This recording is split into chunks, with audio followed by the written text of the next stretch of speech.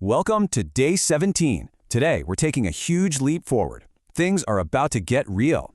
For weeks, we've just been controlling tiny lights. Well, today, we graduate to some real power.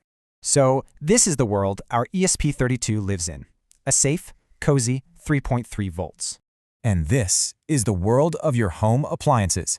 Powerful, and yeah, kind of dangerous. If these two worlds ever touch directly, boom, our tiny little chip is instant toast. So how do we bridge this massive power gap and, do it safely? Let me introduce you to the hero of our story, the electromechanical relay.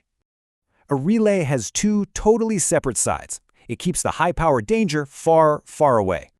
So how does it work? Well, just imagine a tiny ghost pushing a massive, heavy switch. See, our 3.3V signal isn't the power, it's just the command that awakens the ghost. And that click you hear? That's the sound of our little ghost doing its job. So what happens when we combine this with our web dashboard? We get a DIY smart plug. Okay, stop for a second.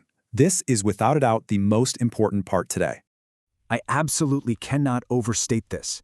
AC mains voltage is not a toy. It can be lethal. So always disconnect all power before you do anything. Your safety is number one. Seriously. All right, with that warning in mind, look at what we've built. A real working smart plug.